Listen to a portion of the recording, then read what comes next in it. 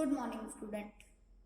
आज हम कक्षा 8 के पाठ 6 विशेषण की अवस्थाओं के बारे में पढ़ेंगे। हमने पिछली कक्षा में विशेषण की परिभाषा देखी थी। विशेषण के जो भेद है उनके बारे में हमने विस्तार से पढ़ा था। आइए आज हम विशेषण के कुछ भेदों में अंतर जानते हैं और विशेषण की अवस्थाओं के बारे में पढ़ते हैं। परिमाणवाचक विशेषण एवं संख्यावाचक विशेषण में अंतर। वे शब्द जिनमें वस्तुओं का परिमाण या मात्रा अथवा वजन की सूचना दी जाती है उन्हें परिमाणवाचक विशेषण कहते हैं, जबकि वे शब्द जिनसे वस्तुओं तथा व्यक्तियों की संख्याओं की जानकारी दी जाती है उन्हें संख्यावाचक विशेषण कहते हैं। तो ऐसे विशेषण शब्द जिससे किसी वस्तु व्यक्ति के वजन, माप, तोल, मात्रा आदि के बारे में सूचना मिले या जानकारी मिले उसे तो हम परिमाणवाचक विशेषण कहते हैं। और वे शब्द विशेषण शब्द जिससे व्यक्ति, वस्तु, स्थान आदि की संख्याओं की जो जानकारी मिलती है, जिनको हम काउंट कर सकते हैं, गिन सकते हैं, उनके बारे में हमें जानकारी मिलती है, उसे हम संख्यावाचक विशेषण कहते हैं। जैसे हम यहाँ पे एक उदाहरण देखते हैं, मुझे 2 लीटर दूध चाहिए। अब हम दूध लेंगे तो उसको गिन के लेंगे या माप के लेंगे? माप के लेंगे।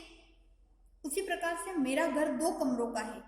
अब घर के अंदर एक घर बना हुआ है जिसके अंदर 2 कमरे, हम उन कमरों को गिन सकते हैं, लेकिन दूध को हम गिन नहीं सकते, दूध को हम माप सकते हैं। तो ये परिमाणवाचक विशेषण हो गया, 2 लीटर दूध और 2 कमरे संख्यावाचक विशेषण हो गया। वैसे ही बाजार से कुछ आलू ले आना। अब कुछ आलू ले आना, क्या हम आलू को ऐसे गिन के थोड़ी ना लाएंगे 1 2 4, नहीं ना। कुछ ले आना मतलब या तो आधा किलो ले आना, 1 किलो ले आना, 2 किलो ले आना, और हम उन्हें गिन भी नहीं सकते। उसी प्रकार से कुछ पेंसिल ही सही निकली। कुछ पेंसिल, एक पेंसिल का पैकेट लिया, उसमें से कुछ खराब निकली और कुछ सही निकली, लेकिन जो सही निकली उसको हम गिन सकते हैं ना, 1 2 3 4। लेकिन हम आलू लेने जा रहे हैं तो उसको माप कर लेके आएंगे। क्या हम गिन के थोड़ी लेके आएंगे, 4 आलू दे दो, 5 आलू दे दो, उनको माप के लेके आएंगे।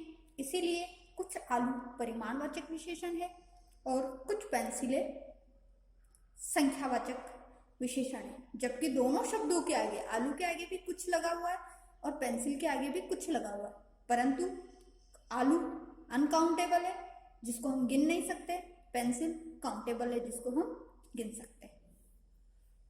नेक्स्ट देखते हैं।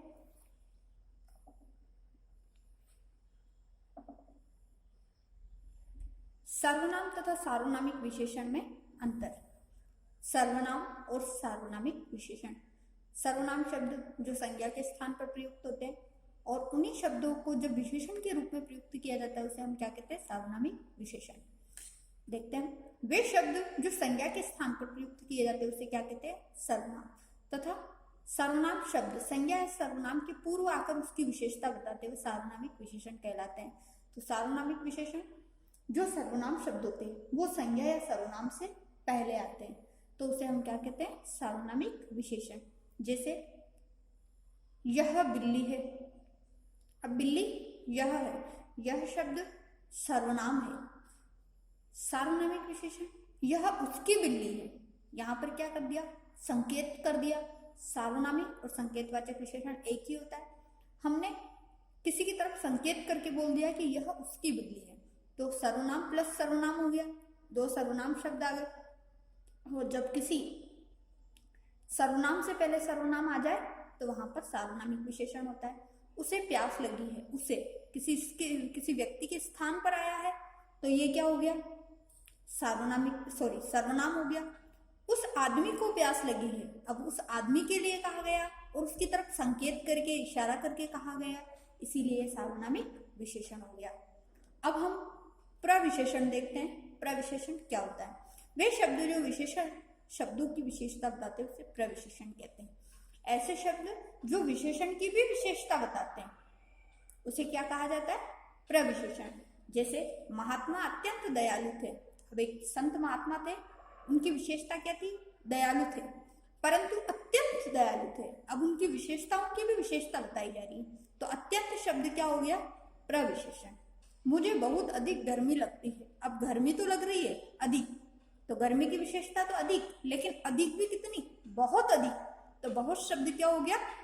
प्रविशेषण शब्द। तो यहाँ पर अत्यंत और बहुत अधिक शब्द क्या है? प्रविशेषण। ऐसे शब्द जो कि विशेषण की भी विशेषता बताते हैं उसे हम क्या कहते हैं? प्रविशेषण। नेक्स्ट हम देखते हैं विशेषण की अवस्थाएं, जिसको हम इंग्लिश में क्या कहते हैं? Degree of adjective. विशेषण की अवस्थाओं की पहचान तुलना के आधार पर की जाती है। इस आधार पर विशेषण की 3 अवस्थाएं मानी जाती है। अवस्थाओं का जो प्रयोग किया जाता है वो किस लिए किया जाता है? संज्ञा या सर्वनाम की तुलना की जाती है। तो उन तुलनाओं को ही हम क्या कह सकते हैं? विशेषण की अवस्था कह सकते हैं। जैसे मूलावस्था, उत्तरावस्था, उत्तमावस्था। मूलावस्था यह गुणों की सामान्य अवस्था होती है जिनमें तुलना नहीं होती। किसी व्यक्ति, वस्तु, स्थान के जो सामान्य गुण या सामान्य विशेषता जो बताई जाती है उसे मूलावस्था कहते हैं। जैसे राम सुंदर है, इसमें किसी से कोई तुलना नहीं होती। रहीम बुद्धिमान है, अब राम की किसी से तुलना की जा रही है क्या? नहीं, केवल एक सामान्य जानकारी, सामान्य सुंदरता, सामान्य विशेषता के बारे में बताया गया है कि वो क्या है? सुंदर है। इसीलिए ये क्या हो गया? मूलावस्था। वैसे ही रहीम बुद्धिमान है, अब इसके रहीम की भी किसी से कोई तुलना नहीं की गई है, इसीलिए ये भी क्या हो गया? सामान्य जानकारी हो गई, सामान्य तुलना हो गई। रहीम की सामान्य जो विशेषता है वो है कि वो बुद्धिमान है, इसीलिए ये हो गया मूलावस्था। फिर उत्तरावस्था, इसे गुणों की तुलनात्मक अवस्था कहते हैं। इसमें 2 व्यक्तियों वस्तुओं के बीच तुलना की जाती है। तो ऐसी विशेषताएं जो 2 व्यक्तियों के बीच में तुलना करती है उसे हम उत्तरावस्था कहते हैं। जैसे राम सुंदरतर है, रहीम मुझसे अधिक बुद्धिमान है। अब रहीम में और मुझ में दोनों में अंतर बताया कि मैं बुद्धिमान तो हूं, लेकिन मुझसे अधिक बुद्धिमान कौन है? रहीम। इसीलिए जब 2 व्यक्तियों के बीच में तुलना की जाती है तो वहां पर उत्तरावस्था होती है। और उत्तरा में तर शब्द का प्रयोग उस विशेषता के अंतिम शब्द में जुड़ जाता है। जैसे सुंदर, सुंदर के अंत में क्या जुड़ गया? तर, सुंदरतर। इसका मतलब राम किसी से अधिक सुंदर है। यहाँ पर किसी का नाम नहीं दिया गया, लेकिन राम सुंदरतर है, यानी कि राम किसी और से भी, राम श्याम से भी सुंदर है।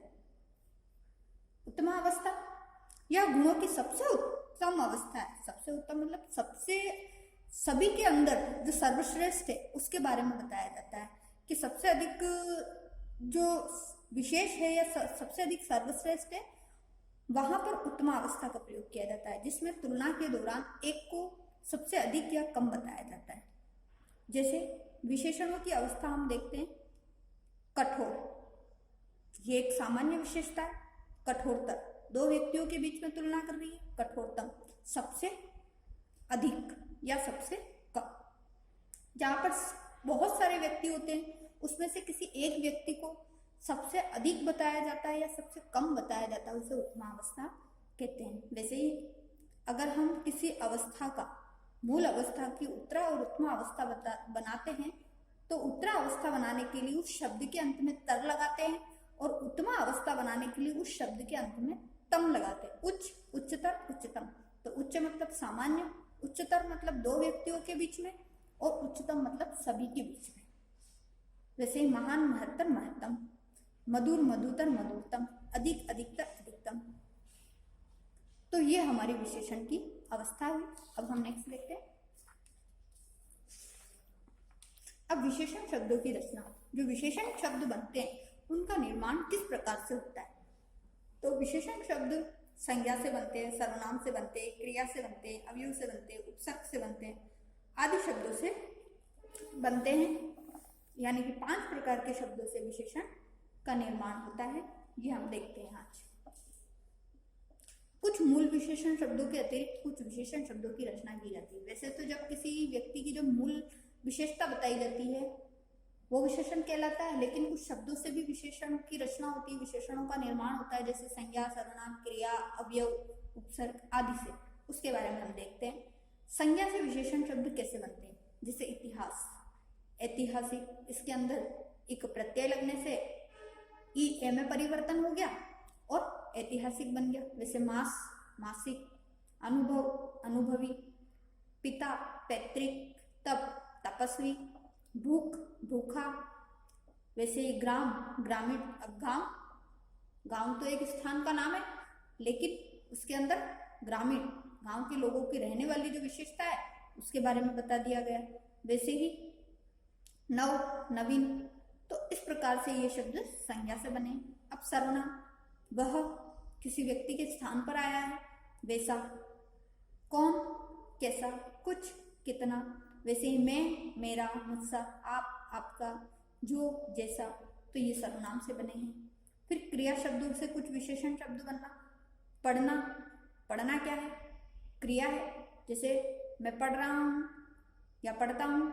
वह बहुत पढ़ाकू है, तो अब वह बहुत पढ़ाकू है यानी कि दिन भर पढ़ने वाले व्यक्ति के लिए हमने कह दिया, तो ये उसकी विशेषता हो गई। लेकिन बना किससे है? पढ़ना से, तो ये एक क्रिया है। अवयव से विशेषण बनना, पीछे, पिछला, आगे, अगला, नीचे, निचला, तो इस प्रकार से ये शब्द अवयव से विशेषण बने। फिर हम उपसर्ग से विशेषण किस प्रकार से बनते हैं देखते हैं। दूह, इसके अंदर बल और जन शब्द हमने जोड़ दिया। दुर्बल, दुर्जन, तो दुर्बल मतलब कमजोर, तो ये किसी की विशेषता बता दी।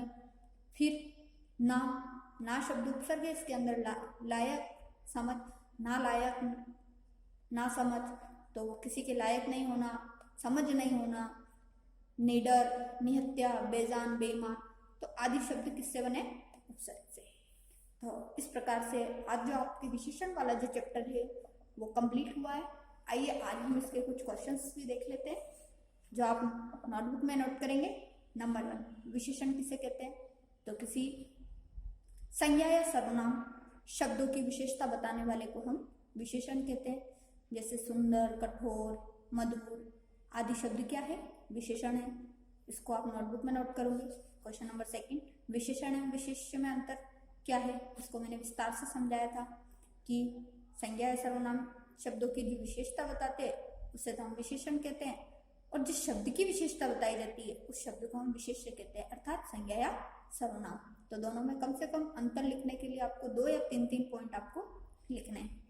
फिर निम्न के बीच में अंतर स्पष्ट कीजिए। विशेषण एवं प्रविशेषण, तो विशेषण मैंने अभी आपको 2 बार बता दिया। प्रविशेषण, जिस शब्द की विशेषता बताई जाती, विशेषण की भी विशेषता बताने वाले शब्द को हम प्रविशेषण कहते हैं। ख, सर्वनाम एवं सार्वनामिक विशेषण, जस्ट अभी मैंने आपको पढ़ाया, ये आपको सॉल्व करना है। संख्यावाचक विशेषण एवं परिमाणवाचक विशेषण। संख्यावाचक विशेषण, जिस विशेषण शब्द से किसी व्यक्ति, वस्तु, स्थान की संख्याओं का बोध होता है उसे हम संख्यावाचक विशेषण कहते हैं। जिस विशेषण शब्द से किसी व्यक्ति, वस्तु, स्थान आदि के माप, तोल, वजन, मात्रा आदि का बोध होता है उसे हम परिमाणवाचक विशेषण कहते हैं। फिर मूलावस्था, उत्तरावस्था। मूलावस्था किसी व्यक्ति, वस्तु, स्थान की सामान्य विशेषता, या और उत्तमावस्था किसी व्यक्ति, वस्तु, स्थान के बीच में, 2 व्यक्तियों के बीच में या 2 वस्तुओं के बीच में तुलना करना, 2 व्यक्तियों और वस्तुओं के बीच में तुलना करना तो उत्तरावस्था होता है। और उत्तमा अवस्था होता है किसी व्यक्ति का सभी के बीच में श्रेष्ठ बताना, अधिक विशेष बताना या सबसे कम बताना, क्या कहलाता है? उत्तमा अवस्था। जैसे मोहन सबसे अधिक सुंदर है, तो सभी व्यक्तियों में सुंदर कौन है? मोहन। फिर मोहन सुंदर है, तो मोहन की एक सामान्य विशेषता क्या हो गई? मोहन सुंदर है, तो ये मूलावस्था हो गई। और मोहन सबसे अधिक सुंदर है, वो उत्तमा अवस्था हो गई। इस प्रकार से आज हमने प्रश्न संख्या 1, 2 और 3 के क, ख, ग, घ 4 क्वेश्चन समझे। आपको तीनों ही क्वेश्चन नोटबुक में तीनों क्वेश्चन के आंसर आपको नोटबुक में नोट करने, ये आज का आपका होमवर्क है।